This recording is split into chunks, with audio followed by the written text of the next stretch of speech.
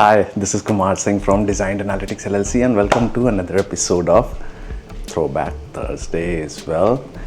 Today we are going to kind of go through the chronology or the timeline of the evolution of discrete event simulation. So if you are an operations research professional at any point, if you have worked in operations research, then you must have worked on discrete event simulations, right?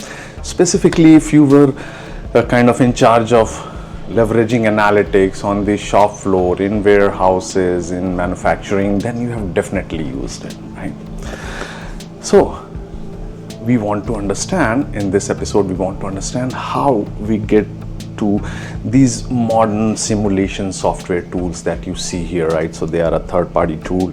This chronology that I'm going to cover, I picked up the material from third-party vendor sites as well to understand, because they would be the best in terms of having a good understanding of how they got where they are right now, right?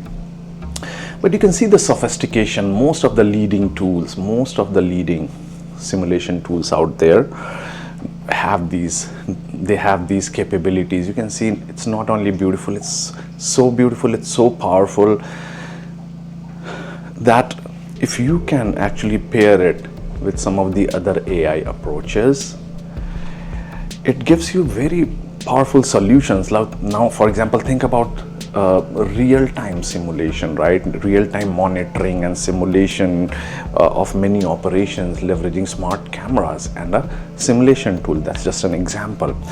But the opportunities galore, really powerful, right? So how did we get where we are in the field of discrete event simulations, right? We know that the benefits, right? The softwares that we use, their benefits are currently being used across a majority of industries, right? And we use them to understand our business process, also sometimes to make predictions, gain insights into complex processes. But before modern simulation software could be created, right? Like the shiny models that you see here, right? And before you could execute real-time simulations, there were earlier technologies that form the foundation built upon by modern simulation software, right? And as you can probably tell, there is definitely a story behind the evolution of simulation software, and in this episode I will try to tell that story, right? Now, to accurately tell this story, the evolution must be arranged in chronological order, right? I have done that in so many of my previous episodes. Now, the chronology that I'm going to follow here was initially outlined by R.E. Nance in 1995. Again, I have picked this chronology as well from a vendor website. What we will do is we will actually skip some of the initial steps, considering that we want to keep this video short, right? So we'll skip some of the key steps. So that chronology had the early years like 1930 to 1950. Then we have the period of search, which was 1955 to 1960, the advent 1960 to 1965. We start our discussion with the formative years 1966 to 1970. So the formative years in the field of discrete event simulation were defined by the development of simulation software for commercial use, and that's why I have decided to start with this chronology. But you can always search for R.E. Nance chronology on internet and read, right? Knowledge is free and it's all yours to absorb as much as you want, right? Well, getting back to our topic. So by this era, right, businesses have begun to understand simulation and the role it plays in simplifying business processes and solving complex problems. Now, the success of systems such as Gordon Simulator also got industry actors interested in the diverse way DES software could be employed, right? So recognizing that the need to apply simulation in industrial processes, the first organization solely dedicated to simulation was founded in 1967, and the first conference was held in New York at the Hotel Roosevelt, New York. In the second conference, 78 papers on discrete event simulation and developing DES software submitted.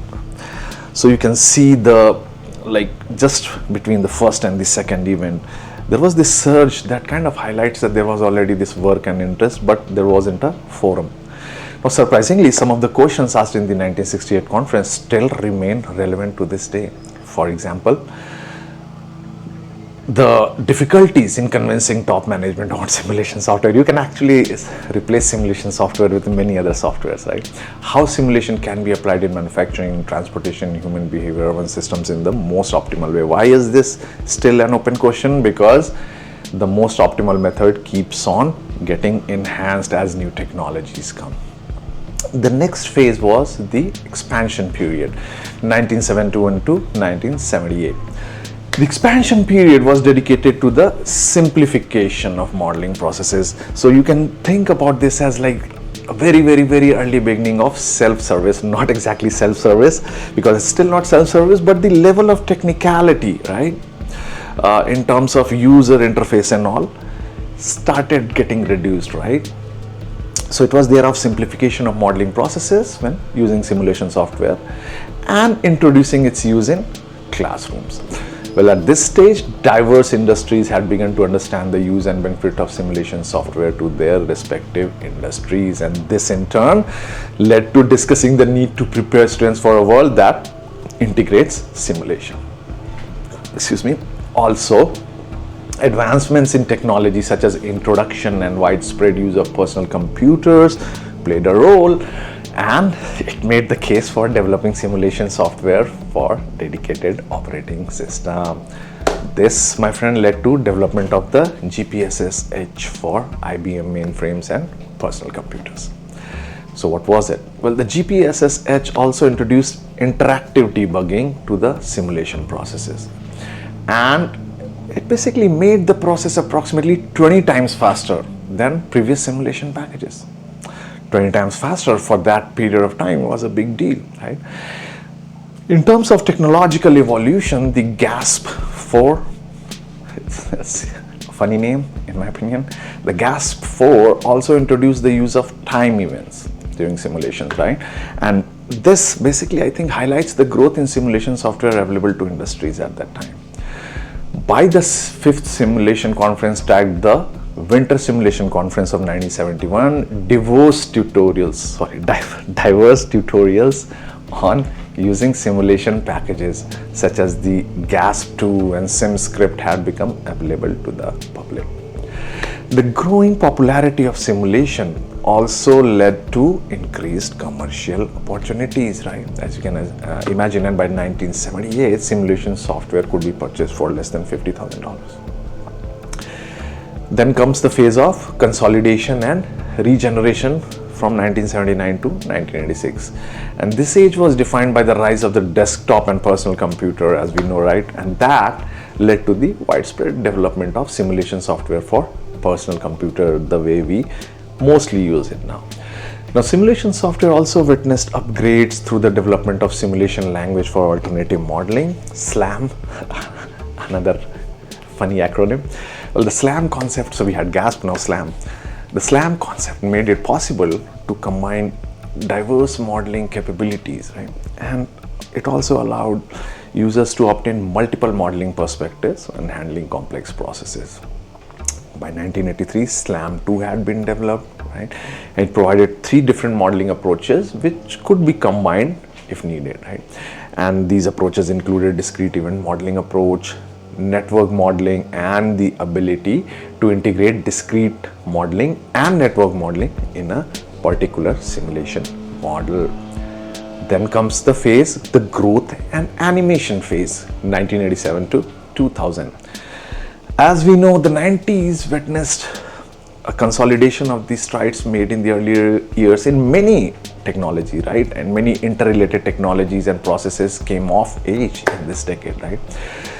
This era, from a perspective of simulation, discrete event simulation, focused on simplicity, the development of interactive user interfaces, and making simulation available for everyone, including non-technical individuals, as I was touching upon in the previous era, that was kind of the beginning, right?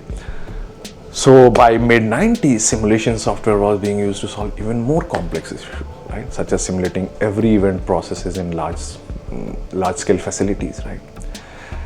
The universal data system example was the first in those days, right? It was stuck with converting its entire plant to a hybrid flow shop, which enhanced production, right? To achieve this, the company made use of GPSs, and the end result was a successful flow that enhanced daily operations, and the entire process was modeled and simulated within 30 days.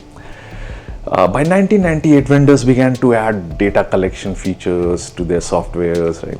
And these features included the automation of data collection processes, a really powerful feature for that time, if you think about it.